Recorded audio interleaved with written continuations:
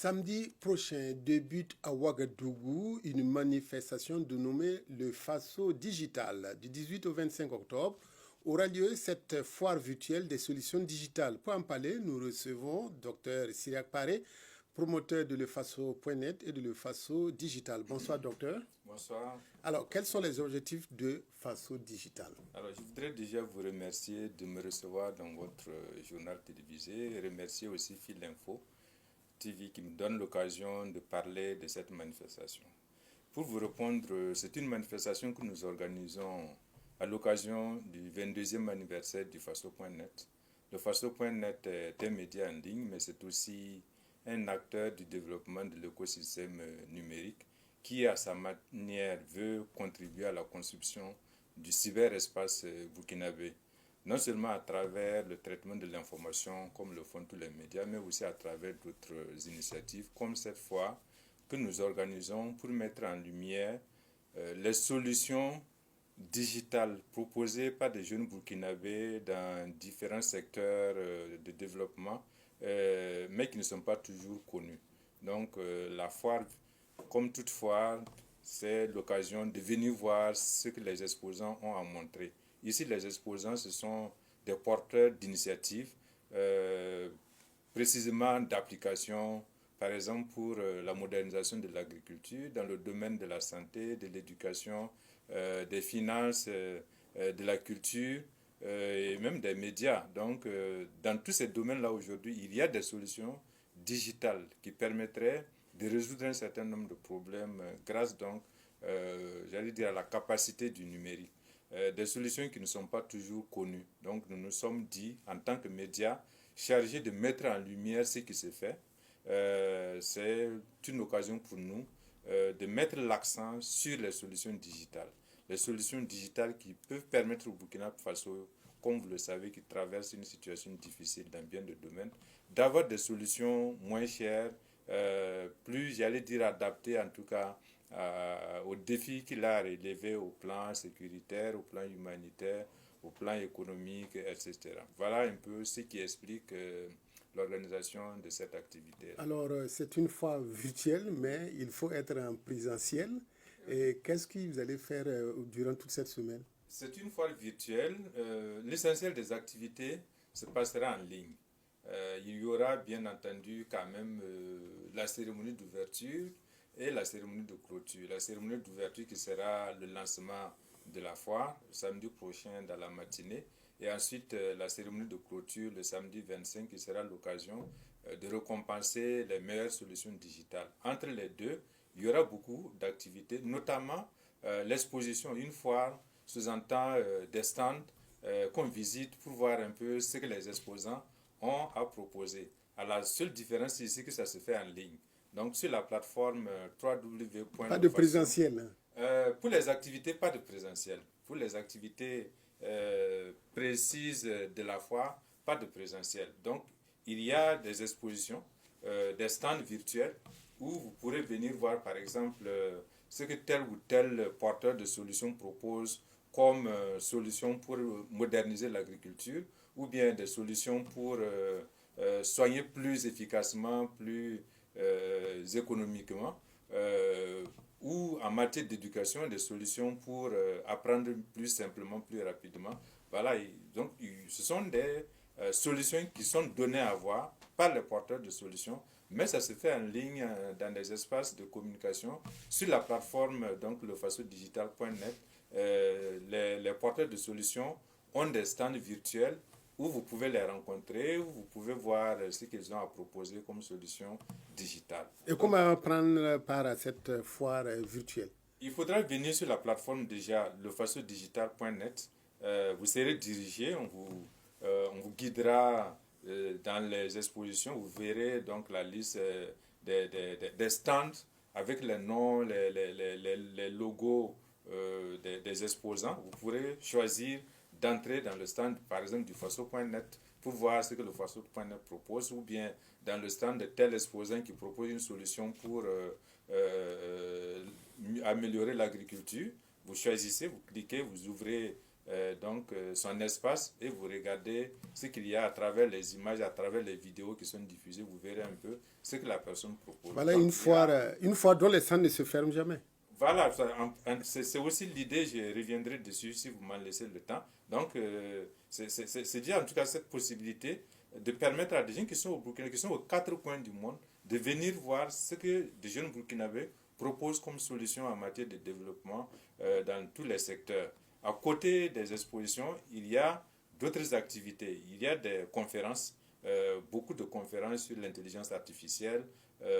Il y a des panels, il y a des masterclass par exemple, où vous verrez des Burkinabés qui sont au Canada, qui sont en Chine par exemple, qui viennent ou faire des conférences, ou faire animer des panels, ou faire des masterclass par exemple, pour partager leur expérience en matière de développement de logiciels et autres. Alors, il y a deux catégories d'activités.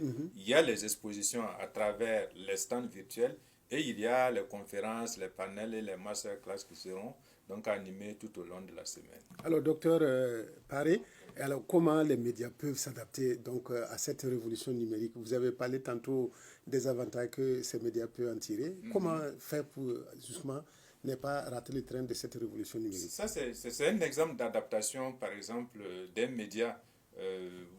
Je vous ai dit que c'est le Faso.net qui est porteur de cette initiative à l'occasion de son 22e anniversaire. Parmi les modèles économiques qui sont offerts aux médias aujourd'hui, il y a ce qu'on appelle la diversification. Un média n'est pas condamné, j'allais dire, qu'à faire de l'information. Un média construit une audience. Une fois qu'on a cette audience-là, on peut lui vendre beaucoup de choses. On peut lui vendre un salon, on peut lui vendre une exposition par exemple, on peut vendre des marchandises. Vous avez des médias qui ont des marketplaces par exemple, qui vendent d'autres choses, ce qu'on appelle la diversification. Tout ça, ce sont des possibilités offertes par le numérique. Le numérique a changé la façon de produire l'information, la façon de consommer l'information. Voilà, on en parlait avant le journal par exemple. Oui, dans l'histoire des médias, on a toujours dit aucun média n'a tué un prédécesseur. Mais cette logique-là a changé parce que de l'imprimer à la télévision en passant par la radio, il y avait comme une superposition des médias.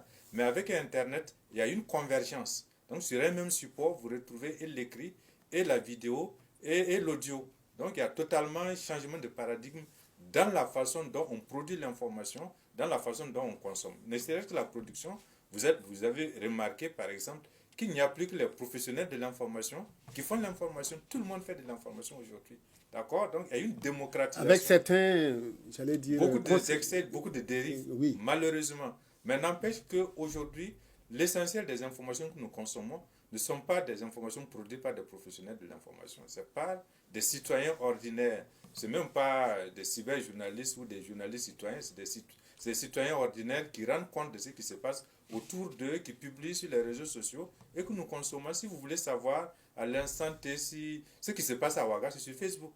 Ce n'est pas dans un média. Non. Après, il y aura peut-être le traitement de cette information-là par les médias pour une diffusion par le canal médiatique. Mais la primaire de l'information, ce n'est pas les citoyens ordinaires. Donc, tout ça a changé la façon de produire l'information, la façon de consommer l'information. On parle de désintermédiation.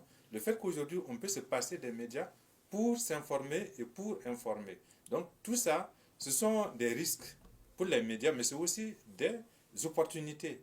D'accord? Parce que le fait que presque tous les citoyens diffusent de l'information, fournit aux médias autant de reporters dont ils peuvent exploiter les contenus. Voilà, vous avez des gens qui sont à Dori, qui sont à Dérgou, par exemple, qui produisent de l'information que vous pouvez exploiter. La différence, c'est que le média professionnel ne va pas reproduire textuellement ce que... Il va choisir un angle, il va traiter. Et puis il va vérifier, oui. Il va recouper. Mais ça revient à son travail traditionnel. Avant, le journaliste n'inventait pas non plus l'information. Il la recueillait auprès des citoyens, il la traitait. Mais aujourd'hui, le citoyen est peut-être sur le web comme lui, mais n'empêche que lui, il reste toujours, j'allais dire, le professionnel. Vous verrez que beaucoup de citoyens ont été induits en erreur par des fake news qui sont de plus en plus abondantes. Donc, les fake news, quelque part, sont, j'allais dire, une chance pour les médias. de se repositionner comme étant les références en matière de traitement de l'information. Donc vous verrez qu'il y a des dérives, il y a des risques, mais il y a des opportunités, en ce sens que on aura toujours recours aux professionnels pour vérifier une information. Parce qu'on sait que ce que les citoyens diffusent, ce n'est pas forcément vérifié. Donc le numérique, c'est des risques. Hein. Oui, il y a une remise en cause dans la façon de consommer, dans la façon de fonctionner, dans la façon de produire, mais il y a aussi des opportunités qu'il faut savoir choisir. Le Faso.net, par exemple, il y a 22 ans au début, il y a beaucoup de gens qui ne croyaient pas, mais moi je l'ai créé par exemple avec environ 30 000 francs. Au départ, de quoi acheter le nom de domaine, l'espace d'hébergement, j'ai travaillé dessus presque tout seul pendant 7 ans, avant que ça ne devienne une entreprise en 2010, mais aujourd'hui, on a plus de 30, on a une bonne trentaine d'employés permanents avec un chiffre d'affaires de plusieurs dizaines de millions qui prouve que ce qu'on appelle la société de l'information est l'avenir. Du reste, je ne vous apprends rien en disant les hommes les plus riches du monde aujourd'hui ne sont ni dans le pétrole ni dans le diamant, mais ils sont dans le numérique. C'est tout dire. Merci beaucoup, docteur Sidiak Paré, pour ce partage passionnant. Voilà, des avantages du numérique pour les médias. On en reparlera, j'espère, au cours d'une émission plus large, et pour que les téléspectateurs soient en tout cas bien informés. Merci beaucoup. Restez